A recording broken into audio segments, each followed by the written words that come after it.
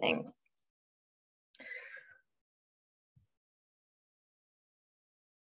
So, yeah. Welcome everyone. My name is Jana Stieve. I work for the 2000 square meters in Berlin, Germany. And today I will moderate this event together with my colleague, Julia Kamau from the Seed Savers Network Kenya. So these two organizations have been partnering for a couple of years, and we usually come together to discuss topics around sustainability, agriculture, and climate. And today we want to discuss the topic of seed diversity. And for this, we have invited some guests. So first of all, there will be some farmers speaking and about the seed fair that has taken place today at the Seed Savers in some places in Kenya. And then we have Andrea Bertele.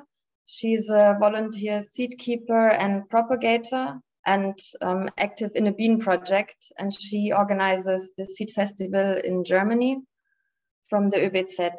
And also Annette Holländer, she's also organizing the seed festival. And in addition to that, she propagates traditional seed varieties. She gives seminars and lectures on the conservation of crop diversity and is the author of some books. And then we have Joel Kosgei. He will join in a few minutes. He works for the Ministry of Agriculture in Baringo, which is a county in the north of Kenya. And he will give us an insight on seed laws regarding the seed fair. And last but not least, there's Stefan Donecke. He's a market gardener who works for Bingenheimer. This is a company that produces organically certified seeds on a small scale. And he's working there in the sales department and advises commercial growers. And in addition to that, he supports initiatives outside the EU when it comes to the enhancement of seed diversity. So yeah, welcome everyone. Thanks for being here. And now I would like to hand over to Daniel Wanjama, who will give us a small introduction and talk about the seed fair that has happened today at the Seed Savers. Hi, Daniel. Hi, Anna. Good to see you. Hello, everyone. Welcome. My name is Wanjama Daniel from Seed Savers Network. And we are in Gilgil. I am now in Gilgil. Gilgil is about 2 hours from Nairobi on the north. Is it north or west? I think both, northwest. And I'm happy to be here. I'm happy to have this exchange again. We have had this exchange now for quite some time. We have had the exchange since, I think, 3 years.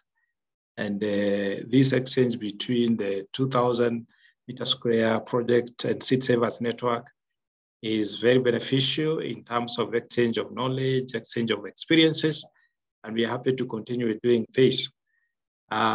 Seed Savers Network is advocacy group for farmers managed seed system.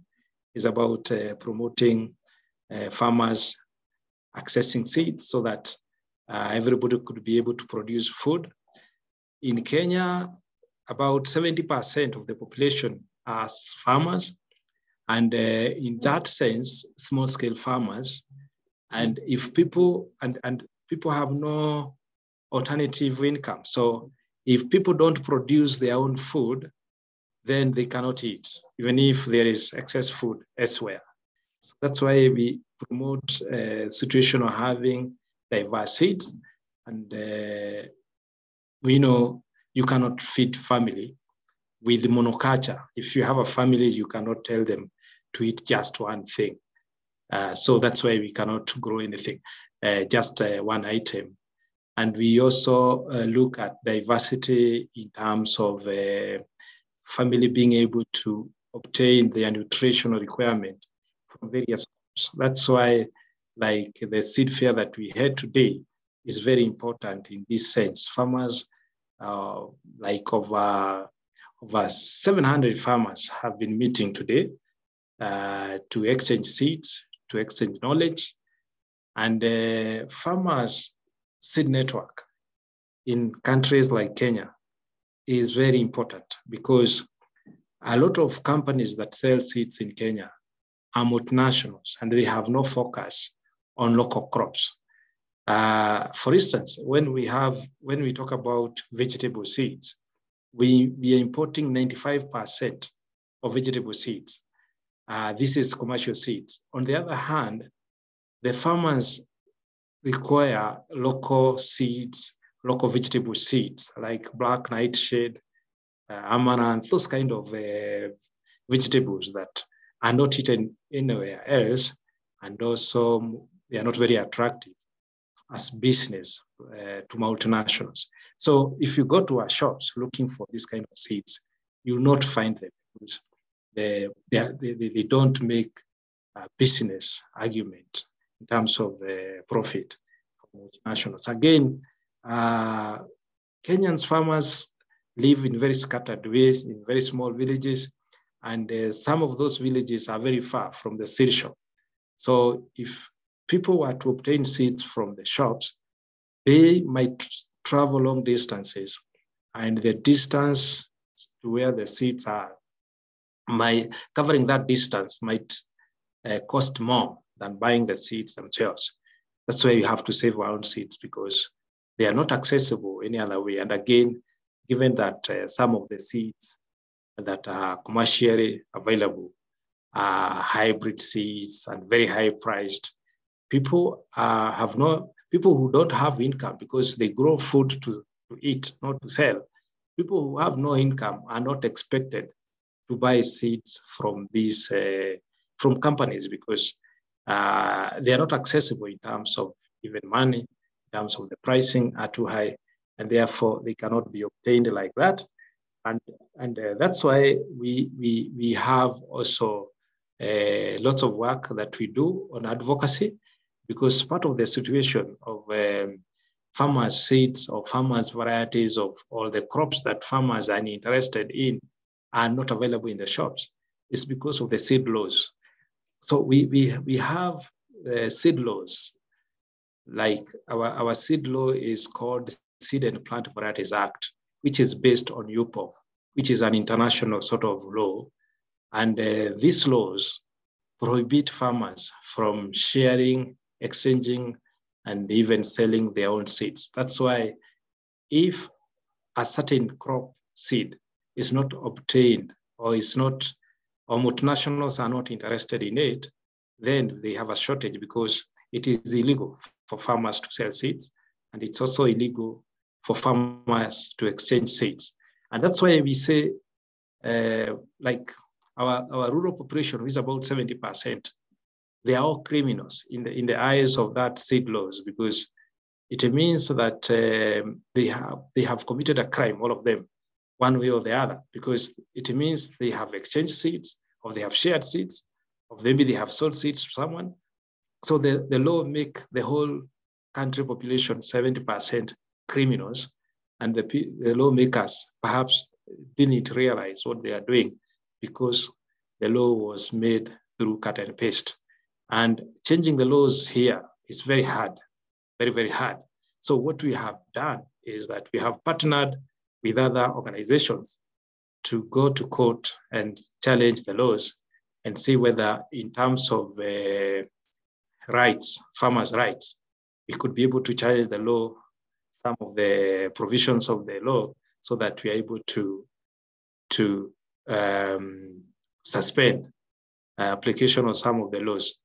But we are happy to continue having this partnership, and we are happy to continue having this conversation, because the more we have opportunities to talk about these things, the more people get to understand the situations that we face. And I want to say back to you, Yana, and I'm happy to stay in this conversation and this exchange. And I also see Benny there, and I say hi to all of you. Back to you, Yana. Thank you, Daniel. I will directly hand over to my colleague Julia, who will introduce herself and show us a video. Thank you so much. Like my colleague Daniel mentioned, we are having a seed fair today, and we recorded something for you early in the morning, just how we were arranging and how the farmers are organizing themselves in the seed fair. So here is the video. Let me show you. So we have a farmer speaking at the very end. Maybe I will translate once the video is over.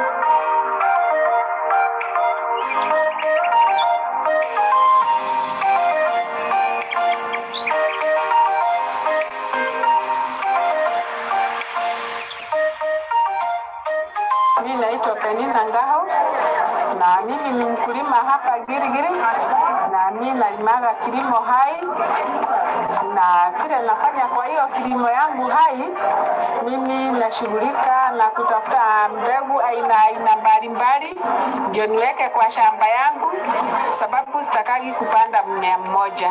Nafanyaga kitu tunaita diversity ama kuchanganya mchanganyiko wa kulima, na nafanya nikifuna nachukua mbegu nachagua mzuri, naweka ile mzuri kwa seed bank yangu ama akiba ya mbegu niko nayo naweka, sababu sitaki kwenda kwa agrovet kununua mbegu. Mimi zangu huwa najitengenezea, huwa najipreserve mimi mwenyewe, na hifadhi kutumia njia ya kienyeji kama ile kutumia jifu ya kuni na kutumia ile jifu ya samadi na pia kutumia pilipili. Inasaidia wadudu wasivamie mbegu. Nafurahia sana hii shirika la Seed Savers sababu imenipea elimu ya kutosha na inanisaidia sana. Tangu nishikane na Seed Savers, nimeandamana na Seed Savers kwa muda mrefu, na hapo maisha yangu ya kulima imebadilika sana, sababu mimi mwenyewe nilikuwa nilikuwa sijui kulima sana, sababu nilikuwa nategemea tu mpaka inyeshe ndio nipande.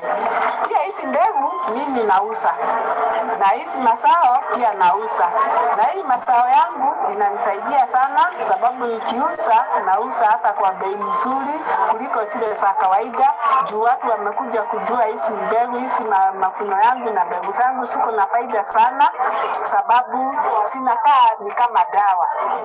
So nikiwa hapo kwa shamba yangu, mimi pia niko na matibabu. Iko na chembe iko ndani yake, tunaita lycopene, na hiyo inazuia ama inapigana na hii chembe za kansa kukua sana. Kwa hivyo hii imekuwa ni kama matibabu, na sijuti kuwa kwa huu mtandao wa Seed Savers na hii kilimo hai.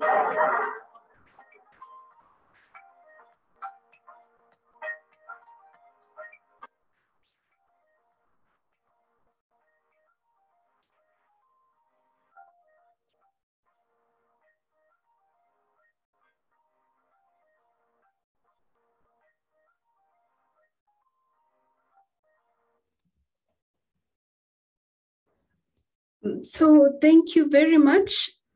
I would try to translate what the farmer was saying. So the farmer is called Penina Ngahu. She's one of our seed ambassadors. Julia, yes. Kindly stop the screen sharing. All right, thank you. So the farmer who was speaking, her name is Penina Ngahu, and she's one of our seed ambassadors. So seed ambassadors means she has been trained about seed saving. She's already practicing seed saving. Her own group, they have a community seed bank, and she's a seed ambassador in that she also reaches now to other people. She's a farmer leader, because at Seed Savers we use the farmer to farmer extension model to inform the farmers and train other farmers. So what she's saying is that before she knew about seed saving, she would mostly just grow one type of crop, and there was no diversity. But now, after learning about seed saving and also being able to connect with to get other indigenous seeds, which she was not aware of, now she's able to grow food and grow diverse food. She even showed some food that she talked of, they are medicinal in value, and they are believed to be more nutrition, to add more nutrients as we consume. So this is what she was trying to say and explain, as she also she had diverse kind of seeds that she was displaying. So that video was what was happening early in the morning. We were able to capture that, but for now we are not able to show the activities because it's a bit noisy, but we were able to capture what was happening earlier. So thank you. Yeah. Thank you very much for the video. It looked very nice, and yeah, amazing how you could put everything into a video from this morning to now. Next, I would like to invite Andrea Bertele and Annette Holländer to speak about the seed fair in Germany. Hello to everybody. Thanks for inviting us. I try now to start a short video about our seed festival in Germany. Germany, I think, is quite different to Kenya. We face totally different challenges, but I think we have one in common, looking at diversity of seeds and maintaining them. So let's first look at the video. It's just 2 minutes. And later on, me and Annette will talk about, explain a little bit. I tried to start it.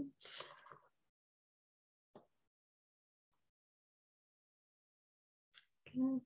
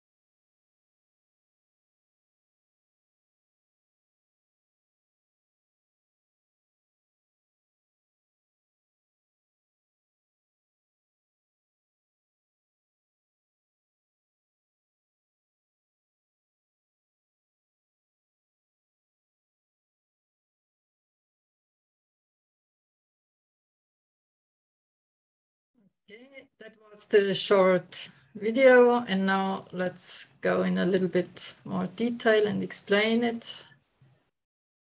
And I will just show some photos. Our seed festival started in 2015, so not too long ago. It was not the first one in Germany, but one of the first ones, and the first in Munich. Basically, it started all with our bean project. We have a collection of different garden beans, 150 to 200 varieties roundabout. Another aspect was we worked together with a small local group from an organization, German organization. It's called Verein zur Erhaltung der Nutzpflanzenvielfalt, VEN. So trying to maintain the old varieties, traditional varieties, and just the big diversity of seeds that are still available, although we lost already many of them. And in 2015, everything came together and we said, yeah, let's start something a little bit bigger. And basically we could do it because there is the educational, ecological education center in Munich, the ÖBZ, and they do the main organization, supported by lots of volunteers. The objective is, the target group is not farmers. We are looking at hobby gardeners, so just a local population with a balcony or a small garden. And we are not just looking at the Munich people, but also the surroundings. And around Munich, they have still a little bit more space. I think I have one more. Here you see the diversity of visitors. So from young to old, we have everything. We had, over the years, about 1,500 to 2,000 visitors, so quite big. And then we were just stopped in the last 2 years by Corona, by COVID. Next year, we will do it again. Now I hand over to Annette. What are the special parts or the different parts of the festival?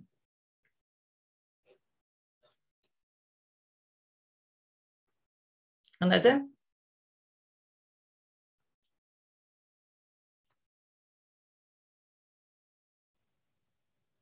I cannot hear anything. Annette, are you there? You're still muted.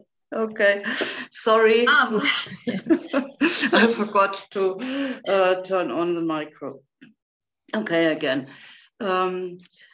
Yes, the Seed Festival in Munich, the heart of the Seed Festival in Munich is the seed market with various exhibitors. Well, my English is not so, but I hope you understand me. And they offer the seeds of old and seed-proofed varieties for sale. And these are not only private persons, we have also seed saver organizations in the market. We have professional gardeners and also breeders or seeds from professional breeders. Also a farmer, you saw it in the video with potatoes, colorful potatoes.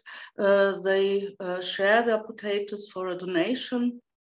And also we have a place for seed exchange, for swap the seeds. Visitors can bring their seeds, their own seeds, and share them with other visitors. And that's two, one part is the sale of seeds and another part is swapping the seeds. as program around the seed markets. There are lectures to current topics and garden knowledge.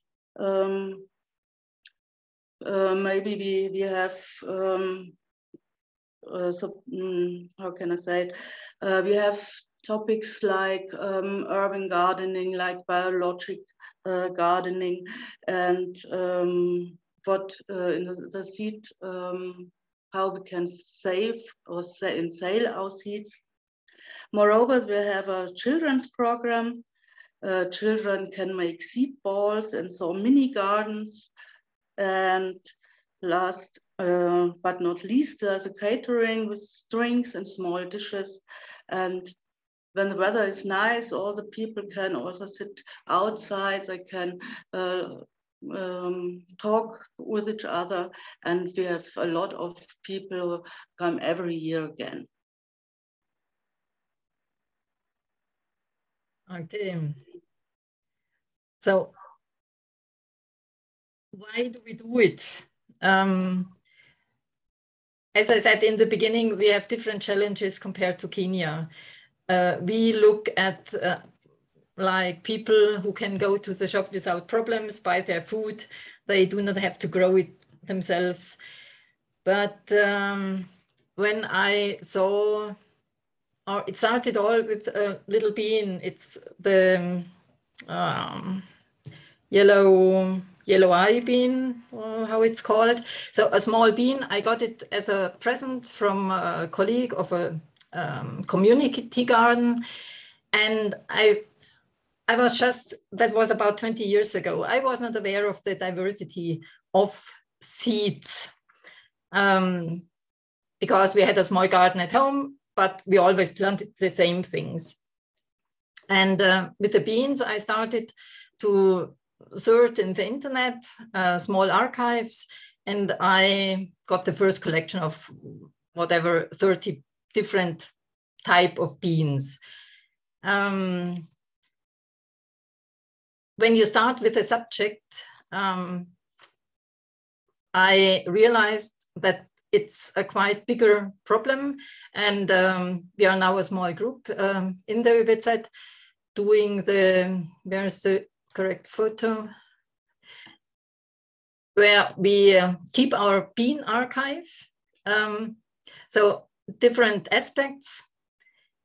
With beans, you can show, or we can show the big variety of just one vegetable, one legume.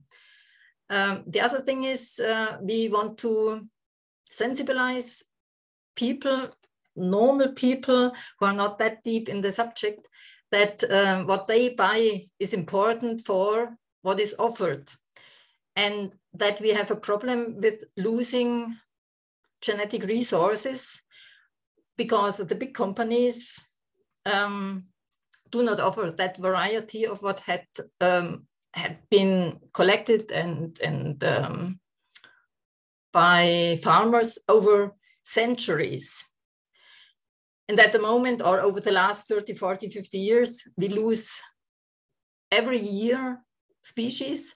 And then we decided we have to, yeah, that's an important point. And we have to try and maintain and help rescue some of the seed varieties. Another aspect is beans, for example, which are the original, yeah, the reason why this festival in the ÖBZ exists now, are not really important in Germany for nutritional aspects. We consume, yeah, almost nothing, but it's an important legume in order to reduce the consumption of meat. And that has also, so with the beans, you can explain a couple of interesting points and discuss with people or come into discussion with the people. And moreover, seeds, beans are just beautiful. They, yeah, I'm still, I like them very much. Now I hand over again to Annette. and she will explain a little bit about what types of or what subjects we tackle in this lecture part.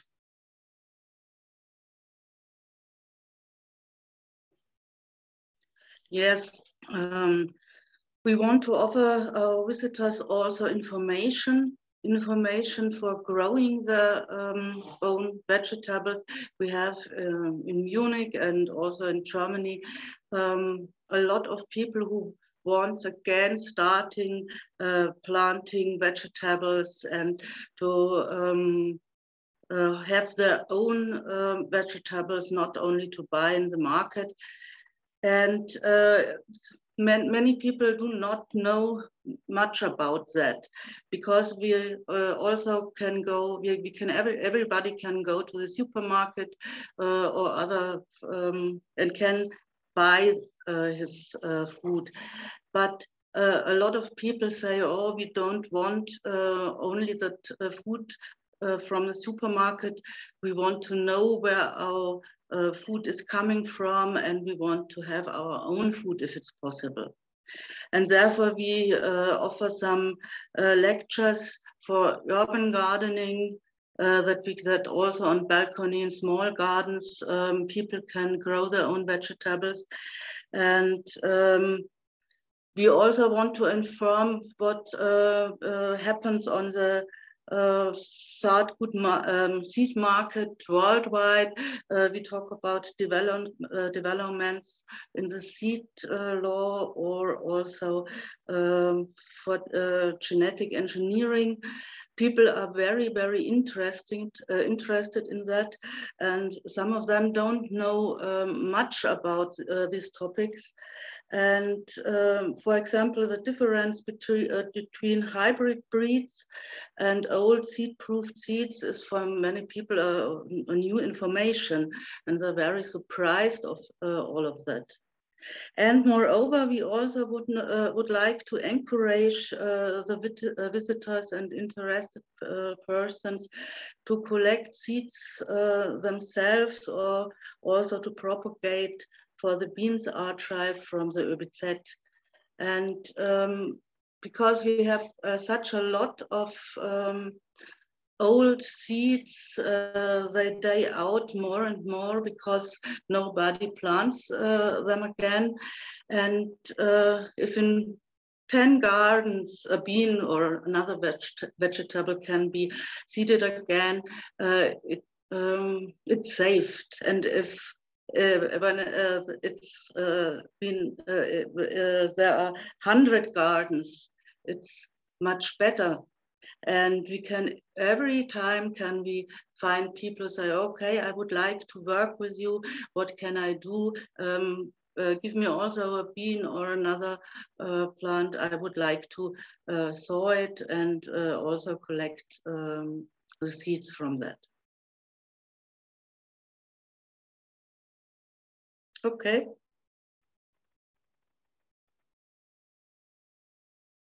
There's a question from Melissa Steiner. She's asking, why are old seed types not planted as often anymore?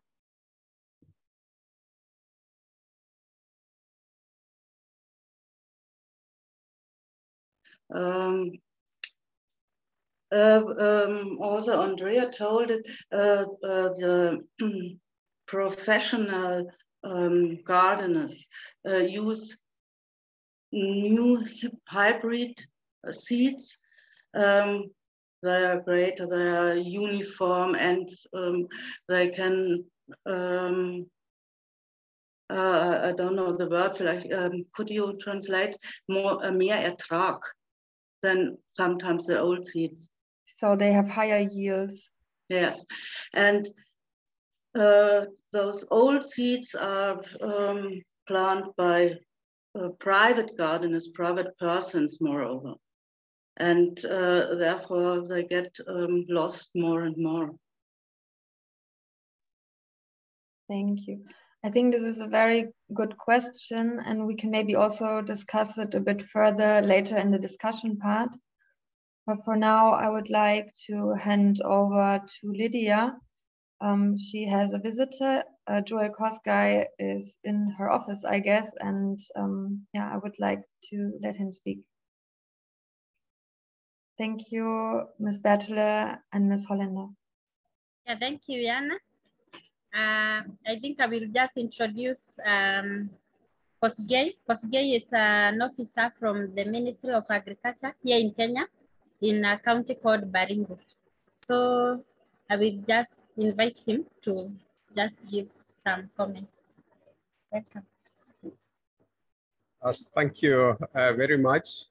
As you have heard, I'm Joel Kosgei, an agriculture officer from the Department of Agriculture, Baringo County, here in Kenya. I'm very happy to be part of this debate or a discussion on seed saving by the farmers and how the farmers can be able to save their own seeds and exchange with one another. I must say that the seed system in Kenya there are two. We have the formal seed system and the informal seed system. The formal seed system, as one of the speakers said, is controlled by the Act known as the Seed and Plant Varieties Act, Cap 326 of the laws of Kenya, whereby the seeds must undergo a certain procedure of certification by a certifying body in Kenya known as KEFIS, so that it can be allowed to be sold and distributed to the farmers. And actually, it's only about 10% of the seed which is produced formally and distributed to the farmers in Kenya. But the majority of the farmers in Kenya, they're depending on the informal seed system. This is whereby the farmers, they do produce their own seed, they exchange with the others, and they do also sell, but in small quantities. In nasal areas, that is the arid and semi-arid areas of Kenya, and especially here in Baringo, we are mainly depending on the informal seed system. And this is whereby the farmers do select the best crop in their fields, and they keep that one as a seed. And they will use it to multiply and plant it in the following season. Farmers do also exchange the seeds. You get the seed from another farmer. The other farmer will also exchange the seed to another one. And that is how they multiply the seed. In the informal seed system, there is no law, but it is recognized in Kenya, the informal seed system.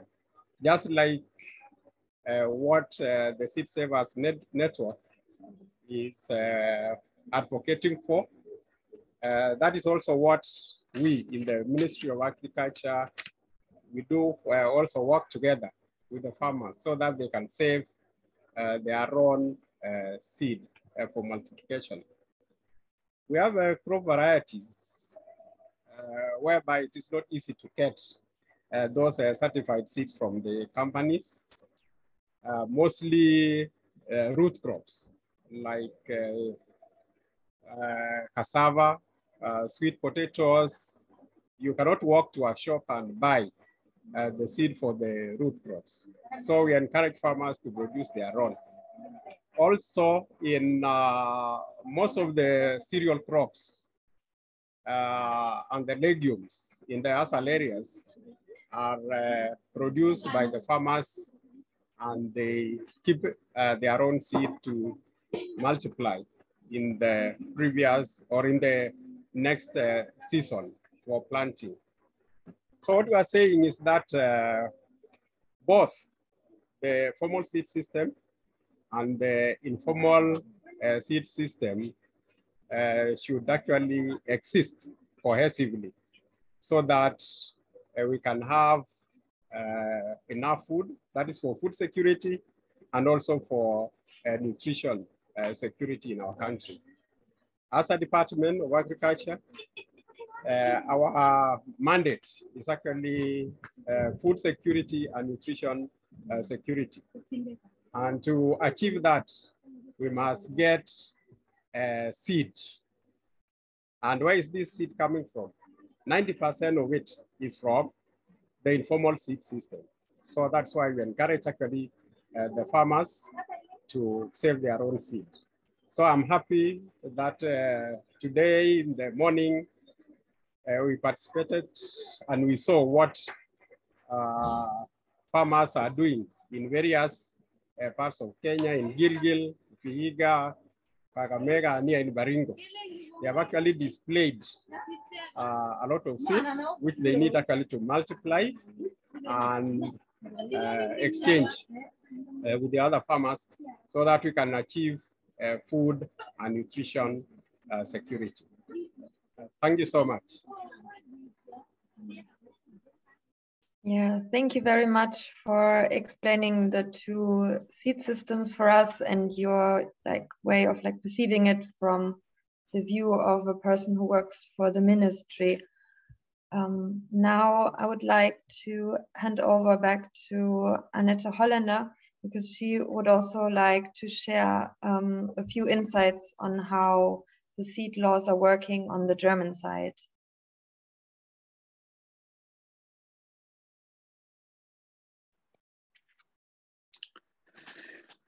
Yes, in Germany and within the European Union, we have a seed law, and only seeds which are approved and certified may be traded. That means that all those seeds from private persons are not really legal. And this seed law basically concerns the putting into circulation of the seeds. What means that also swap the seeds or give away as a present is not allowed. And to be approved, a variety must be meet certain criteria like uniformity or stability, and many of those old sorts of vegetables cannot meet this criteria. For example, the old sorts are measured by the new hybrid breedings, but the old seeds, the seed-proof vegetable sorts are more variable and cannot be compared with these hybrids. And all the lot of people and seed saver organizations in Germany sell or exchange the seeds. Also, it's actually not allowed. I by myself also collect seeds, and I buy those seeds on the festival and online, but I give it only for private people and not for commercial use. That's also a little bit where I can save me with that. But it's currently tolerated in Germany to exchange those seeds. It's a kind of gray area, I would say. And it's sometimes it's you see it's we have the law that it's not allowed to putting into circulation these seeds, but the city of Munich supports our festival, our seed festival. You see there are many differences, and it's very also in whole Europe it's different. For example, in Austria, you see the government supports seed saver organizations, but in France or in Great Britain, it's very restricted to sell those seeds. At the moment, we have the new seed regulation is planned from on the European Union level, and we have to see how it goes on. Thank you. Yeah, thank you very much for that insight from the German side. So as we've heard, there are not only seed fairs where you can exchange seeds, but there are also online platforms. And another thing which is quite important in Kenya, local seed banks. I will hand over to Julia, who is accompanied by Beatrice, one of the seed ambassadors, and they would like to give us an insight on that. Thank you. Thank you so much, Yana. On our side, what we do, we have community seed bank, like Yana mentioned, and we have one farmer who could share a bit of her experience. I also have a small video of a community seed bank that we have at the Seed Savers Network. So this is a model seed bank that we use where it is replicated in our farmer groups in the community. And maybe before I invite Beatrice, as Wamboi is putting on her video so we can see you, I could quickly just share the video.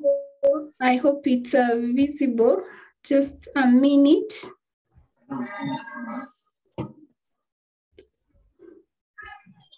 So this is our seed bank. Maybe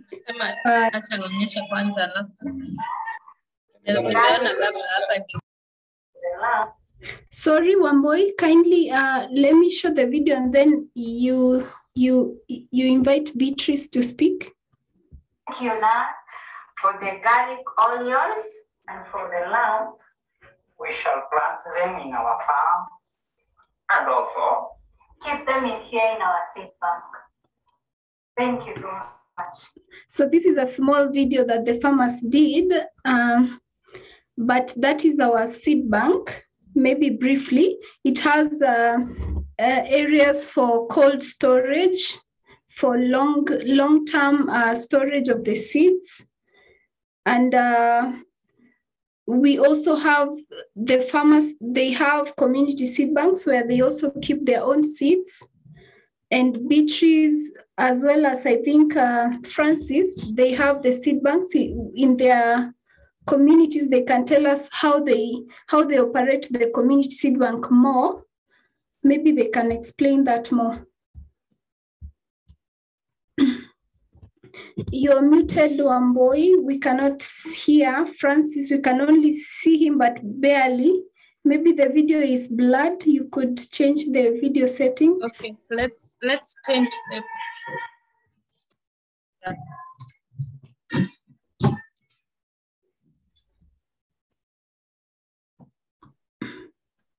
Okay. Francis will speak on behalf of Seed Ambassadors because he's the one who's available here right now. So we can give Francis to speak on behalf of Seed Ambassadors. Okay, good afternoon. My name is Francis Giri, and we own a seed bank in our locality. As Seed Ambassadors, this is the best concept so far, which we are seeing farmers benefiting from.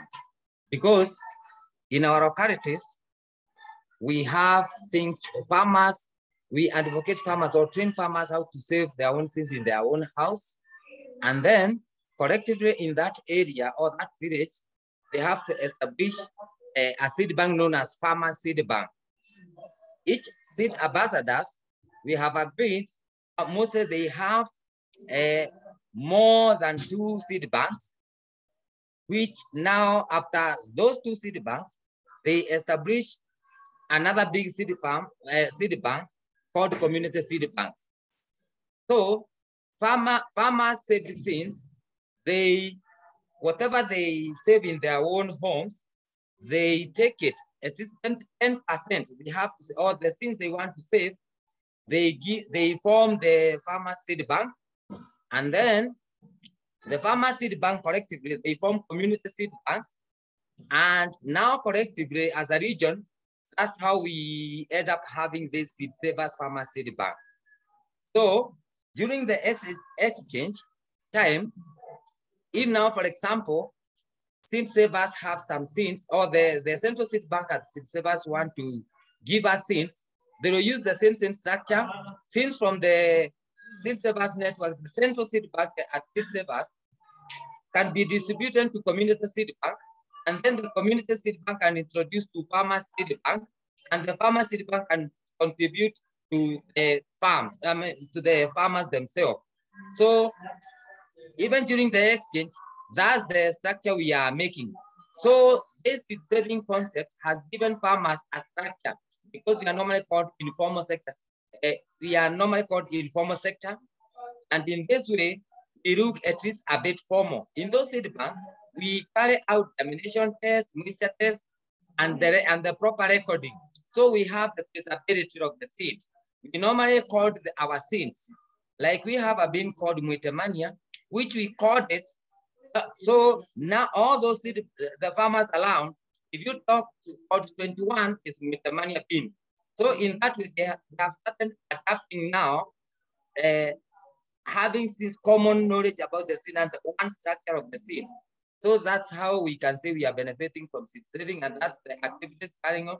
Like today we are in the seed fair and we are exchanging seeds, and in those seeds we have some corns. So you are seeing a member asking you, a farmer asking, do you have corn number? Do you have number 21? You know how is it? Do you have number 1? You know it's a yellow bean.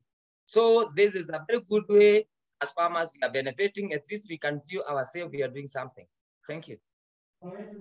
All right, thank you so much, Francis. Maybe before you go, yes, would you tell us maybe before you started seed saving, what was the challenge with seed, something like that? Were you able to access the seeds easily? What you grow now?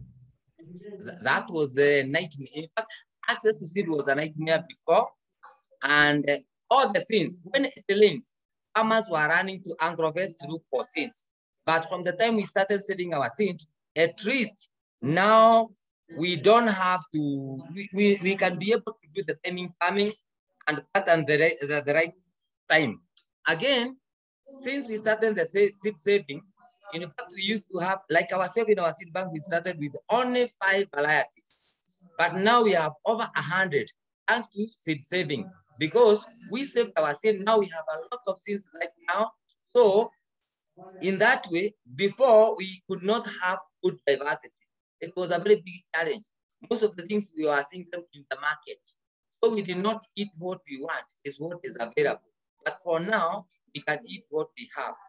Previously, we had to travel miles and miles to access seeds.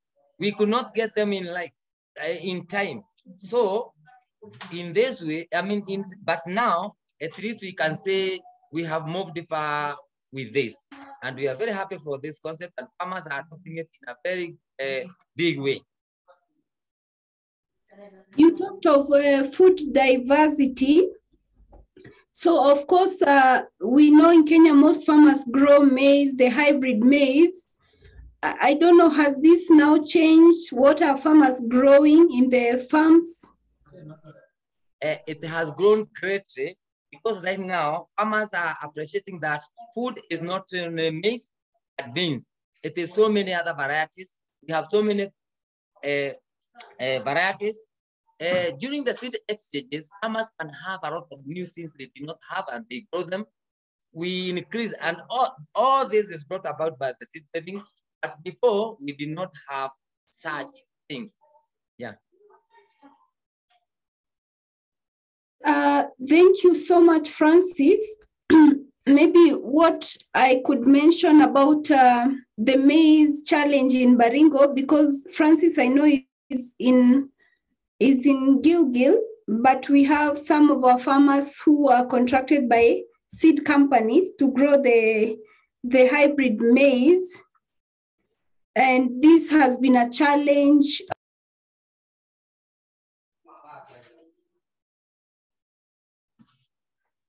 Julia, you are muted. Apologies, I think I was muted. Apologies for that. I want to thank Francis for sharing part of his experience as a farmer and also representing other seed ambassadors. Maybe if you have any question, you can, to the farmer, you can post it on the chat and maybe we could respond.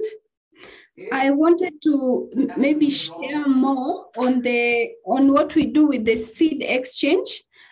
Like my colleague Daniel mentioned, it's illegal to sell the seeds, but the exchange is happening within the farmers themselves. And we, as seed savers, we have developed an online platform where we place the farmers' details to facilitate the exchange, at least to ensure there's some economic benefit coming out from seed saving. Although they're not legally selling, they're just exchanging within themselves. So we have an online platform with the farmers' details and the locations. Maybe I could just show that quickly. And also, as I do that, I see a question to the farmer, Francis. The question is, are the quantities enough from the seed banks for all the requests from the farmers? Maybe you can respond as I set up the website. Yeah, okay. I cannot say that it is farmers, because now, this is the time now we are appreciating seed banking and multiplying. So I can say, and most of the varieties which are required by farmers, some of them we are preserving. They were already abandoned. So we cannot say that at least right now we are better than before. But we cannot say that we are satisfied or we can satisfy. We are trying more and more to show farmers that they don't have to go to the shop. They can multiply their own, they can save their own seeds. But I cannot say that we are okay, we can satisfy the market. But at least we are trying. Thank you. Thank you, Francis, for that. I think the questions can continue to come in as I show this website.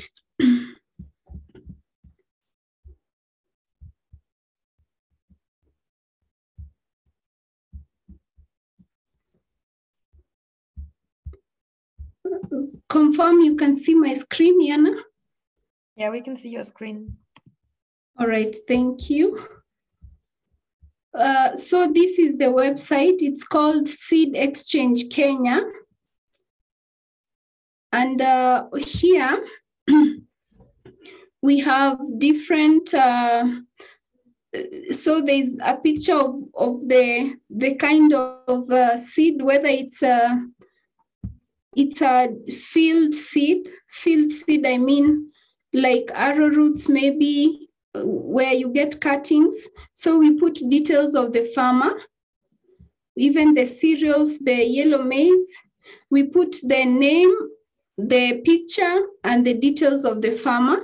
So when you come to this site, what you do first, you go to here where it's written search seeds. So maybe we could search something, maybe anyone to suggest something to search. We could search,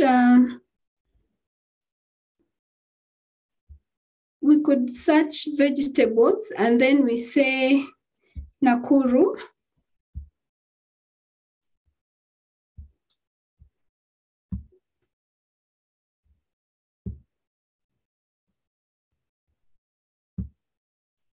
So when you search vegetables and you put the location that So Nakuru is one of the cities in Kenya. When you search the names of the types of vegetables will come like here. And these are local names that farmers are aware. There are some are in Swahili. So like, for example, this kind of vegetable seed, this is coriander in English, or dania.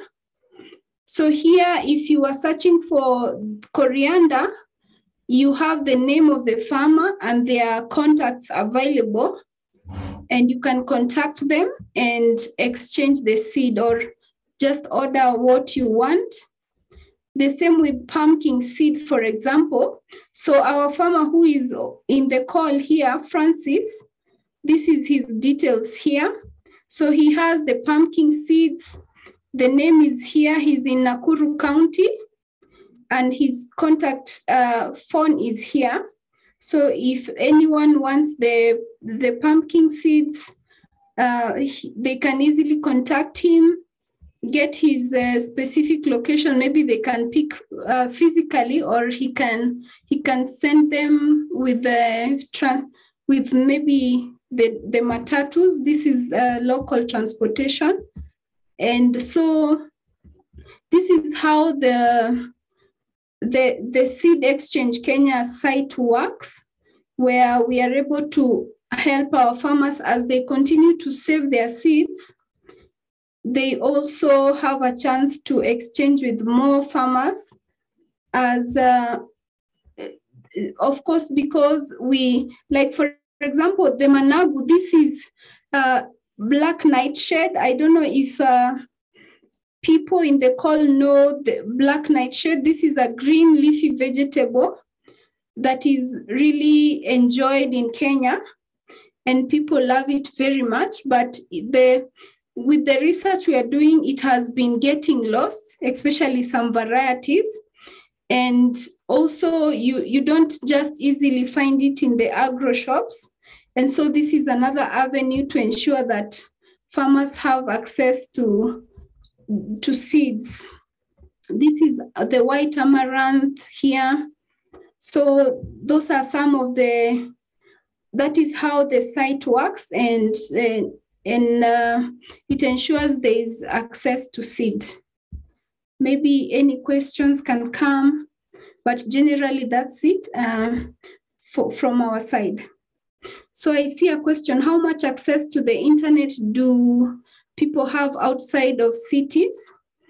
I would say in the village, okay, generally in Kenya, the network, the internet access is quite high. Maybe, I don't want to give a figure that is not correct, but I would estimate around 70% of people have access to internet. Our farmers, maybe if the age is a bit gone, they might not have an internet phone, but within the household, they have the youth, they have people who have access to internet. And so they are still able to access this in extension, maybe by help of their children or their relatives that are maybe a bit younger, but generally internet access is there. All right. So if there is no other question, I would hand over to you, Yana. I have one more question to Francis. So Francis, you are selling seeds over this online platform.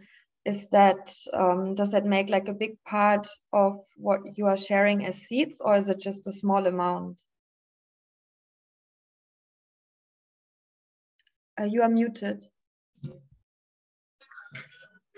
Okay. What we are selling right now online, we cannot say, because it's a new thing now farmers are adopting. It's not so much as the one we exchange or selling physically. And especially now we have seed banks, fully established formal seed banks. At least we are using that platform. Because if there is a customer who wants in this seed bank, we know because we have the record, we know the farmer is so online, is a new idea which also farmers we are appreciating, because now we can sell very well or far or reach many customers, so many customers. Though we have restrictions here about the laws of Kenya, it's difficult to sell seeds. So we cannot say that, okay, farmers have not so much adapted to it, but we are liking it very much because we are advancing. Anything we are advancing, we are liking it. Thank you. Thank you, Francis, and thank you, Julia.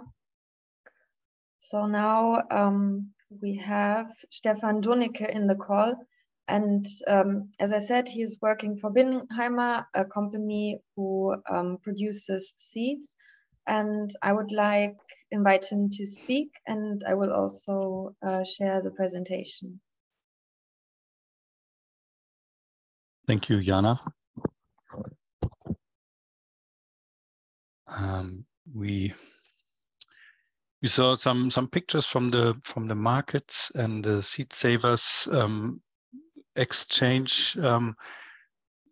To us, it's a bit different. It's a business, so we made the step from seed banking, all the seeds available on the market, and put them to breeding, and then to sell the varieties. So the varieties has to be fit for farmers in Germany. So it's a challenge, especially if the hybrid breedings are has risen in the past. Most of the old varieties are gone and not available anymore. And we started breeding actively. So a group of around 80, 90 people maintain the multiplying of the seeds and also the breeding. And we at Bingenheim here in Hessen, it's in the middle west of Germany, provided the seeds now for around 30 years and made a business out of it. And it was a hard struggle against the lawmakers, not so, but also against the market and how the farmers are very common with the hybrids and the yields, and now we sell different types of varieties, and we have to have good arguments for them to sell to buy our seeds. So that's the challenge, the gap. Machst du eins weiter, Jana? So this is the circle of the interested farmers and the breeders. And it has grown a lot, and they meet together twice a year, once on one farm and once here in Bingenheim mostly, and discuss together on the field and also in the winter on the basics. And then we have an organization in the background. It's called Kultursaat.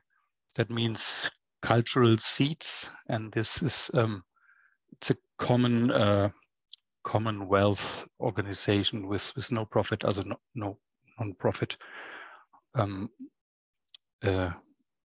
institution, and it's taking all the outcoming varieties and give them to the breeders, and from the breeders they have the new varieties and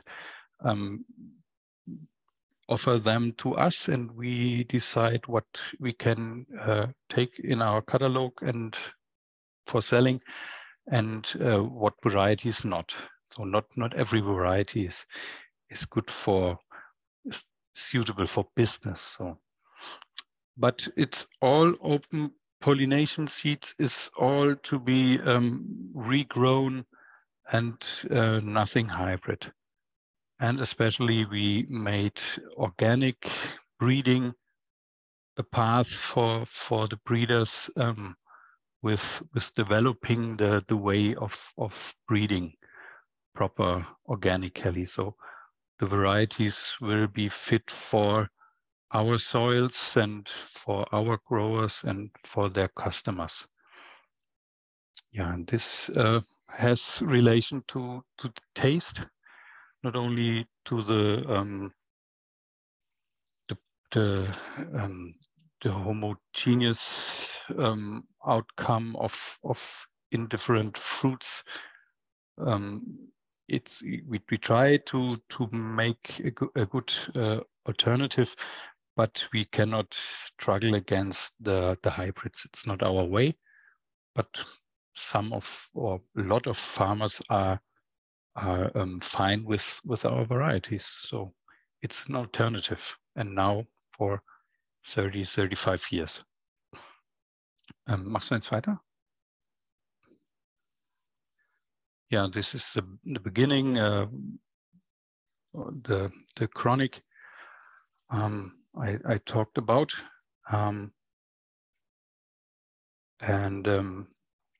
yeah, in the first time it needs a lot of engagement of people who are inspired, and we had and can I say, here's a company working with handicapped people, and they needed work for the winter to have something to do with the handicapped people, and the idea was to clean and to set up the seeds in winter and to pack them in packages, and then we sold them in some quantities, but not in big quantities. But now, machst du noch eins weiter? But now it's it's time ago, and we are reaching out to most of the organic farms in Germany, in France, Belgium, Netherlands, England. Not so much yet, but there are partnerships, and they sell our seeds or get our varieties for multiply them by their own.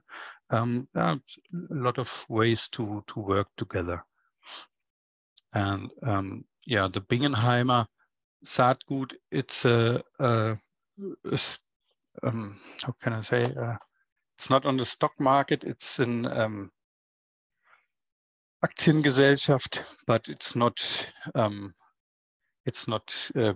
being you are not able to buy the stocks anywhere. So it's in a community, and we could take care of who owns the company. It's very important for us. Machst du noch eins weiter? Yeah, we have around 90 multipliers. They are grown with us, so the amounts has risen. In example, we got 5 or 6 tons of carrots today, but they have to be cleaned, and then it comes out much less. But these are the yields we have to work with. We have a lot of vegetables, flowers, herbs, greenings, green measures, and also on, but no potatoes or something like that. And we have around 120,000 clients. Most of them are home growers who are very inspired and have all the questions about hybrid seeds or non-hybrid seeds and organic growing in the house gardens. This is a trend, a big trend here, and they want to make for themselves good nutrition without pesticides and so on. And so they came to our seeds. But also market farmers, mid-sized growers, the really big ones. We have 3, 4, 5, I don't know, with more than 100 acres. Also, they try to use our seeds, but not in a big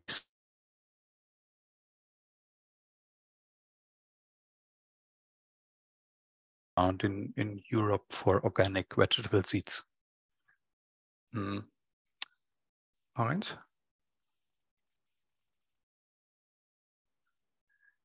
So what all inclusive in this kind of business is the breeding. It's very important. The breeding, multiplication is not in our hand, but in our network. So we have a good connection to every breeder, and the most breeders are growers. So they grow a big population of something like tomatoes or Brussels sprouts or cabbage or beans or what else, and there they can make the selection from.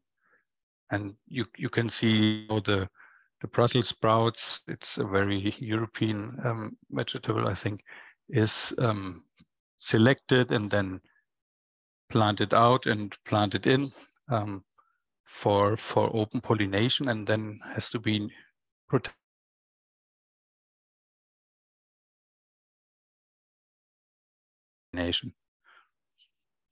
Eins weiter. So this is only impressions. We have all the common Europe vegetables in multiplication and breeding, but not really exotic ones. So, but we are open.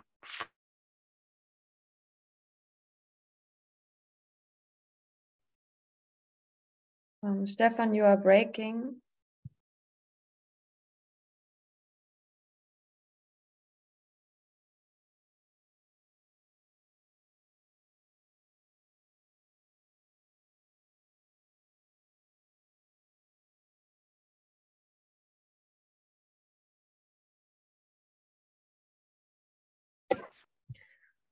Stefan, can you hear us?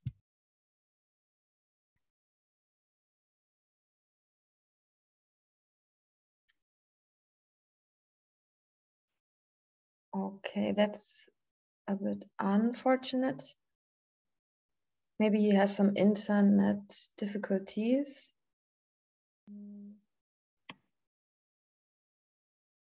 Yeah, he's not in the meeting any longer, so we might wait a second until he returns.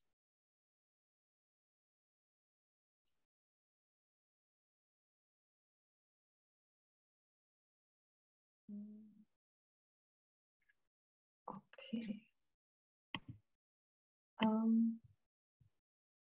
Yeah, this was also planned as the last input of today. So yeah, maybe we can already start the discussion part, and then when Stefan comes back, he can maybe finish his presentation. But otherwise, I would like to invite you now to ask questions. So maybe we can go into the exchange.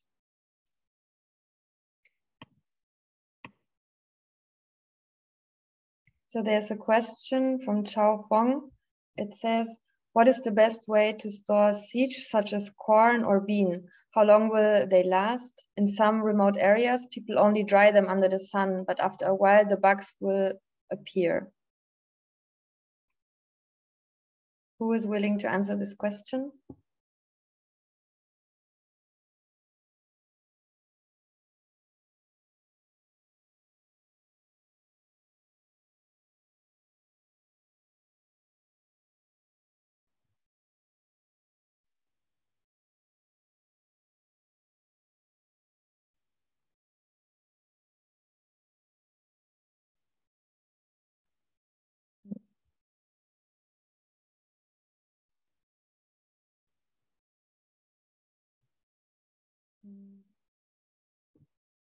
Is there anybody who would like to respond to the question? We are looking for the answer.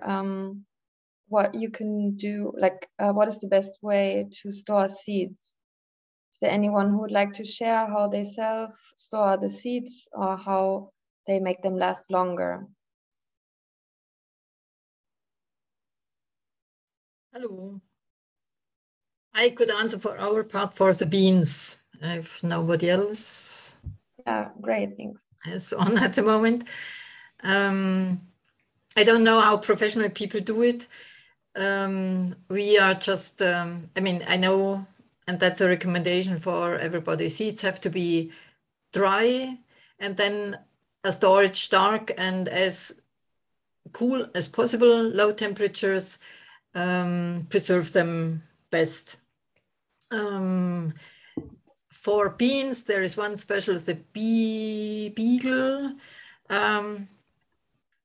which is a problem also for us. And what we do, we freeze the really dry seeds for about 2 weeks, 3 weeks, so deep frozen, and then the eggs of this beagle they are dead, and we can keep them at normal ambient temperature. But you always can prolong the time of how long they, I missed the name. So bean seeds you can keep for about 3 to 4 years at ambient temperature, 20 degrees, 15 degrees. You can prolong that time when you keep them cooler, but we do not have really scientific information, but the cooler, the better. And dark and stable temperature, as far as I know.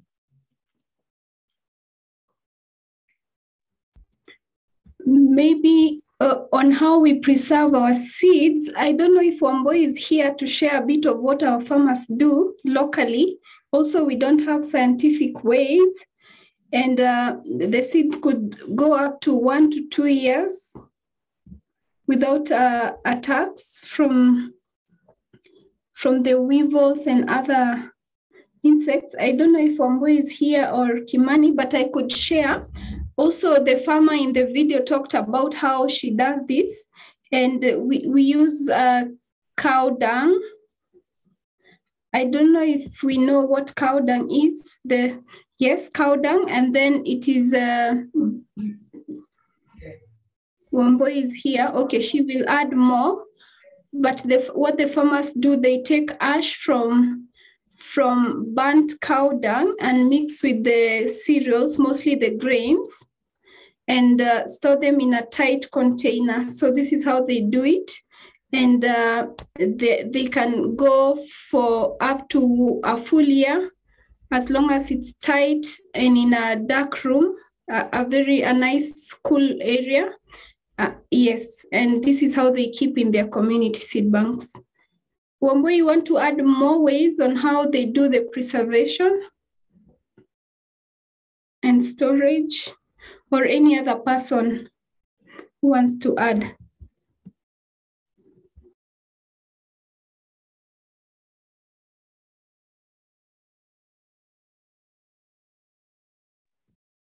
Ash is also used a lot. Some of the farmers also cook with wood, a bit of firewood, and so the ash from the wood is what they use for storage of the seeds to preserve them. Yes. But does it depend on this, like on the type of seed, or how do you put like the ash of the cow dung on all types of seeds? No, that's a good question. Mostly the grains and not the vegetable seeds. Mostly the grains they are easily stored well with the ash, either from the cow dung burnt or normal ash. Yeah, so mostly grains. And I see my colleague Wanjama, maybe he could add something. Yes. Yeah, we use various methods. And one of them is what Julia has mentioned, but others include having like maize in the smoking kitchen and having the soot cover the grains in a way that they cannot be attacked by the weevils. Actually, it's a very effective method because even the rats don't eat those maize. They can be kept for the next season without any attack from the weevils. We also have something we call the diatomaceous earth here. We mix with the grains, and weevils may not be able to come in between, otherwise they breathe in.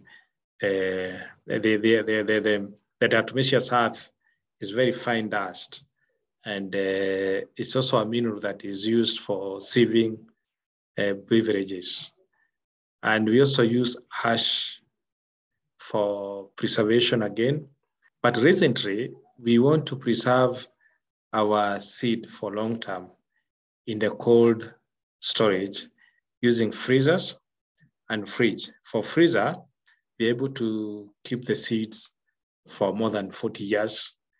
And in the fridge, you're supposed to keep it for 5 years. And therefore, we have different methods, but ensuring that the seeds stay in dark, cool, dry space is also important to retain germination. Though we also conduct germination tests every now and then to make sure that the seeds that we have in the seed bank can be able to germinate once we take them to the field. If we realize they can't, we're able to regenerate them. And briefly, that is what we do. There are various methods that are used by communities, including mixing the seeds with neem, with the chili, just to make them a little bitter. And one thing that we are doing actually at the moment is that we are gathering traditional knowledge on the seed preservation so that we can compile it into a booklet that we are going to use in educating other people on the most effective way of preserving seeds in the traditional way. Of course, we are not just taking the knowledge and going away with it. We are setting up experiment to see whether what the community are saying is really working. And of course, we are taking that with the permission of the community, because communities don't patent their knowledge. They are always willing to share with other people.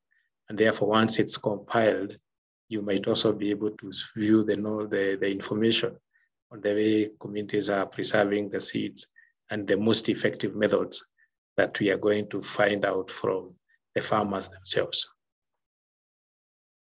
Thank you. Thank you, Julia.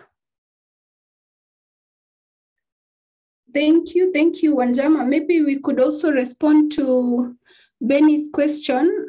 He's asking if we are also working with hybrid seeds in Kenya. Is there a discussion about it? Maybe you could respond, add something. Yeah. So there are a lot of companies in Kenya are selling hybrid seeds, and the seeds that are in the shops a lot of time are hybrid, especially for maize.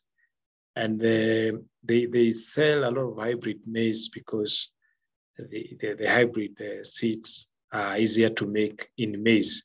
But in other crops where it is harder, they are not selling. And most of the seeds, like tomatoes, that are hybrids, they are basically imported. Some farmers are using hybrid seeds, mostly maize, but the percentage of hybrid seeds used in the Kenyan market or in the Kenyan farming is less than, let's say, 10% of the seeds are hybrid. But otherwise, the seeds, 80% are from the farmers, and about 10% are also coming from commercial sector, but they are open pollinated varieties.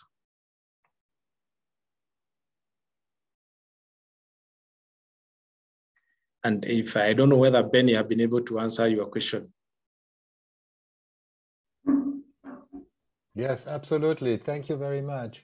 It is an ongoing discussion also within the organic sector, as we have just heard, whether and to what extent to use hybrid seeds. And the big question is there, from my point of view, also, do farmers still control the further development of the seeds or not? Because usually it is quite a challenge for individual farmers to actually employ hybridization methods. And so the selection of the open pollinating varieties is actually where they can have an impact, where they can contribute to the adaptation of the seeds to new pests, new climatic conditions, and so on and so forth. And still, also within the organic sector, I would say an increasing share of the seeds in Germany is hybrid now,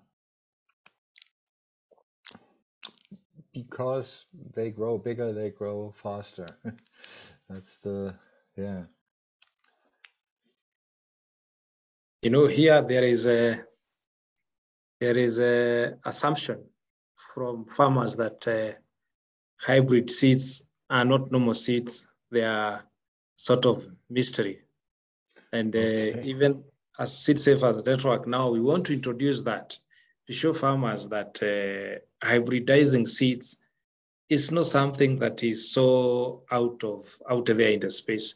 It's something that they can be able to do if they want to make hybrids. And if someone tells you hybrid seeds are very special, they should know they are not. They are just seeds that are combined, and that give them power to be able to decide whether to use them or whether to make their own. If they need hybrids, they could also make their own. Yeah. So the hybrid seeds have some mysteries here that they can be growing in a very magical way, which is not true. Yeah, it's interesting because I mean, this hybrid vigor, as the breeders call it, right? It has never been fully explained, and it's an interesting question. Could we have similar effects also in open pollinating varieties, one way or the other? Okay. Yeah. Okay. In my opinion, we have seen, for instance, one of the things that we have done to test our traditional varieties is to plant them alongside the hybrids. And some of the traditional varieties, which are not hybrids, perform much better than hybrids. And we have also observed that these varieties that are said to be hybrid, some of them, even when are planted by the farmers, they don't perform the way they are written on the marketing space. Some of them don't even perform to half of the expectations of the farmers. They perform below half of what farmers expect. And this is the conversation we have had. There is an organization called AGRA, Alliance for Food Revolution, for Green Revolution in Africa, that spend a lot of money promoting hybrid seeds, and also fertilizer, this agrochemical way of farming or industrial farming, saying that this is a solution to our food insecurity.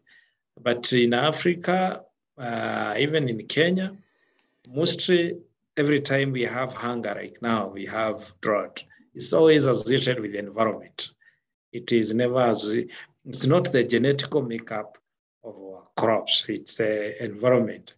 And everybody who try to make different varieties, saying they are drought resistant, they are what, they don't solve our problem. Eventually, our problem has to be addressed through management of environment and maybe finding way of irrigating our crop. But having the gene to fix a problem, a lot of time it has not worked over so many years. But multinationals are really cashing in on that, saying that they have to make special varieties that survive our environment. But when it's dry, if there is no rains, no variety will grow. They always fail, whether they are hybrid or not. So that's not the way of solving the problem. Yes. If there are no other questions, I could probably take this another step further, if you allow, Jana. Yeah, we can maybe ask if there's like another question right now, so the person might speak.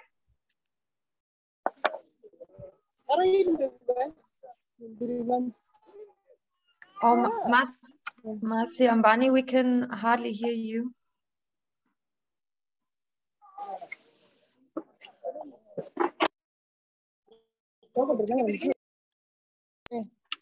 Yeah.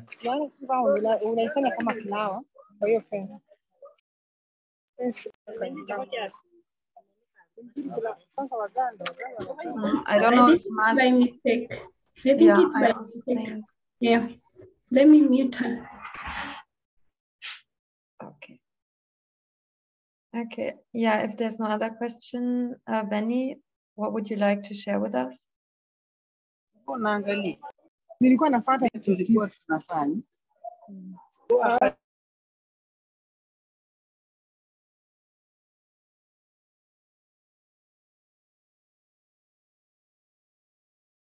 Benny, you're muted. Sorry. Yeah.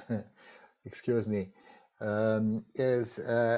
We are just in a phase where the European Union wants to change the laws on genetically engineering certain seeds.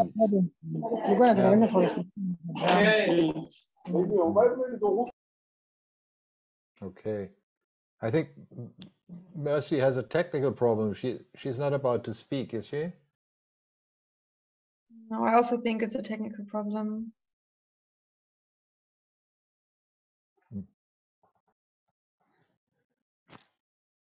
Okay.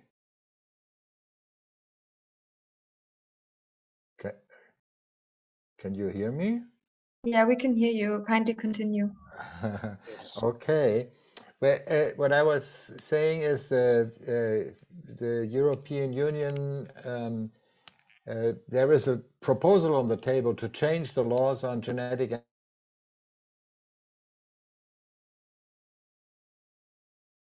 engineering of seeds.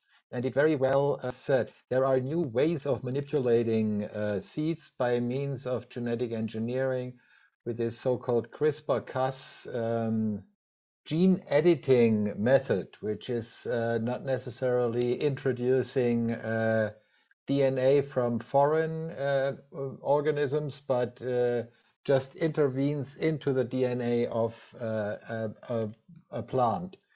And they say, well, this is not genetic engineering and so on. I don't want to go into the details. What this is about is basically just editing, as they call it, a single point in the DNA.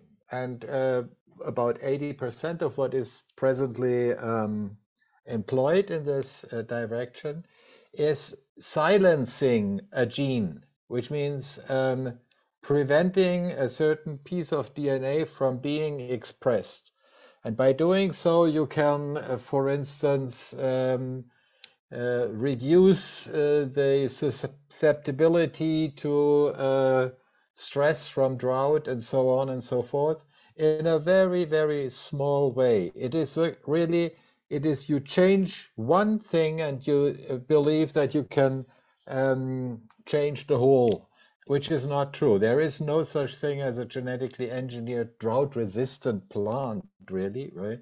And that is very obvious because drought resistance is mainly a question of the way you farm, of the way you treat the soil, of the way you apply fertilizer, of the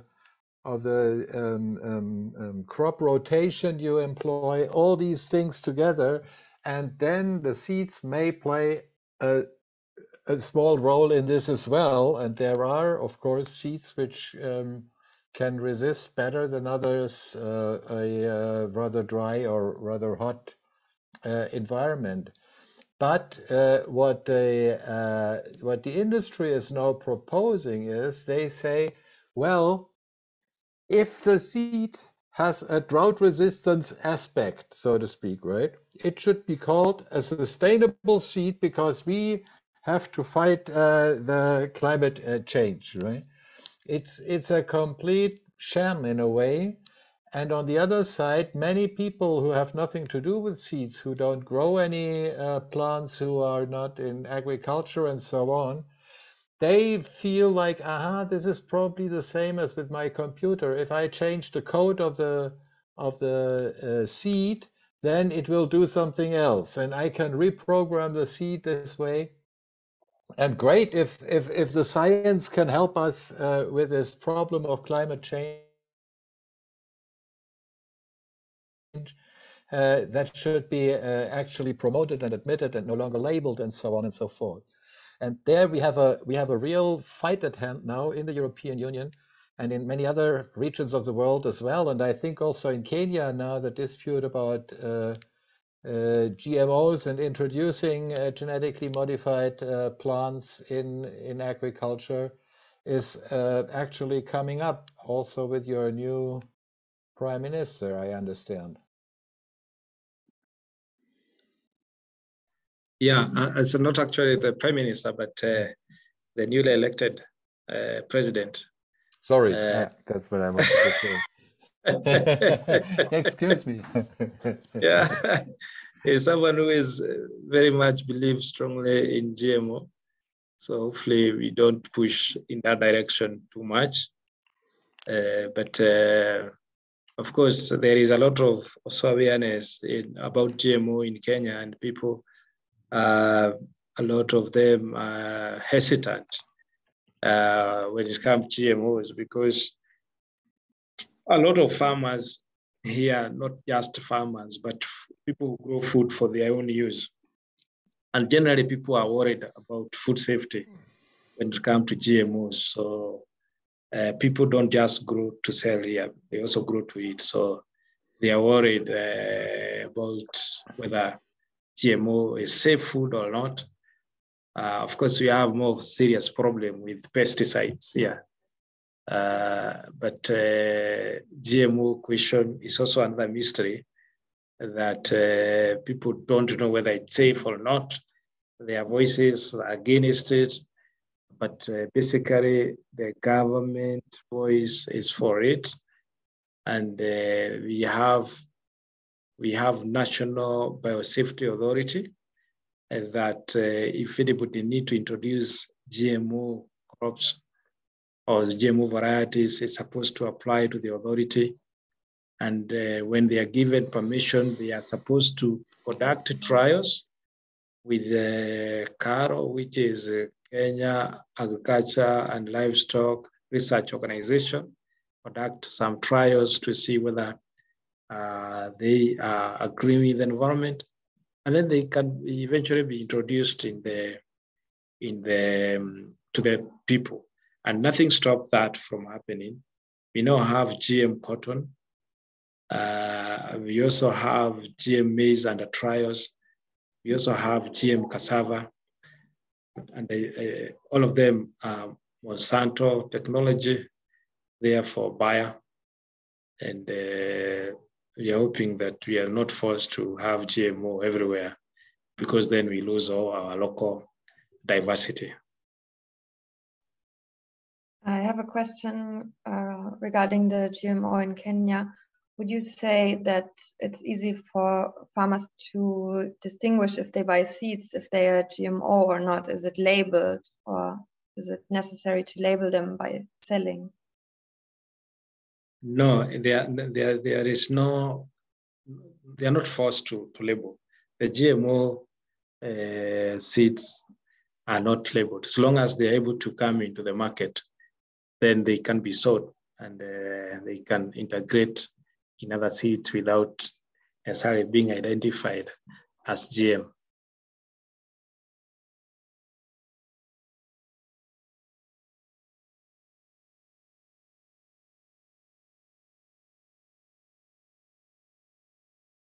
But do you have such law? You have to, in Europe, they have to be labeled as GMO, and how is the acceptance of GMO food in the European space? Maybe Benny, you would like to answer to that?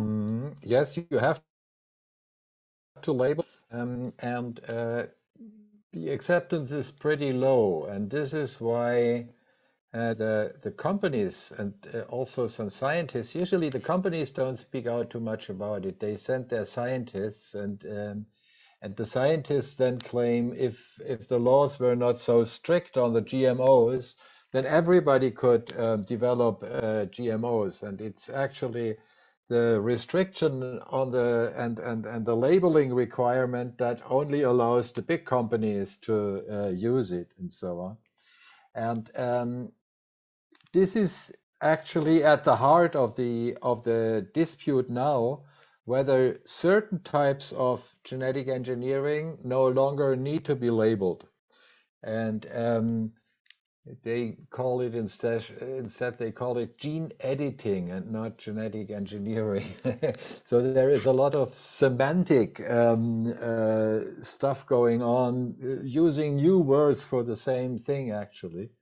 And the resistance within the consumers world is high. Some farmers think, well, they should stay with the progress, you know, as they have been told for 2 generations now, always buy the newest technology.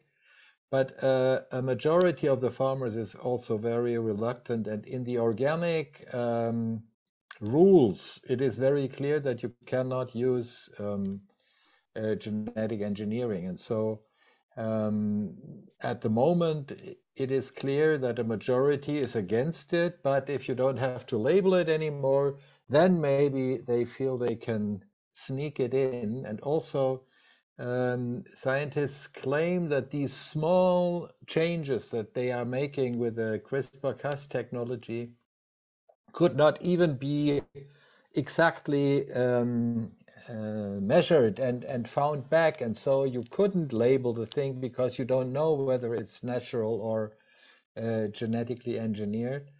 But on the other hand, the main attraction for the companies is that once these technologies are involved, you can patent the seeds, which is not the same as what you were talking about, the UPOV regulation, which is already strict and quite oppressive to farmers who just want to exchange seeds.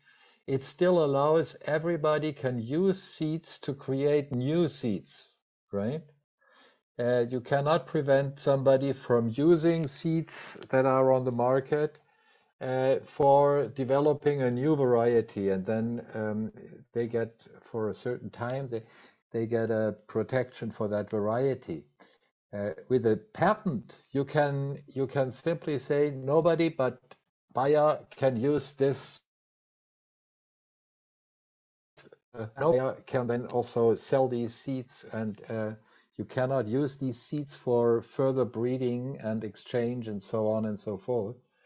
And so that is a massive interest. And in order to do this, of course, you have to identify the seeds, and you have to be able to trace your patented varieties. So it's quite obvious that the companies do have concepts, and they have means and methods to exactly identify which seeds are genetically engineered and which are not, even with this new CRISPR-Cas technology.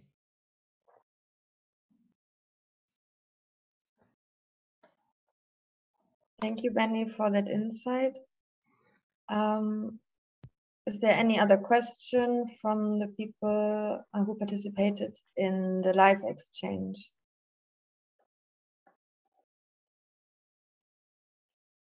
I think Stefan Donicke has not returned yet. That's a bit unfortunate.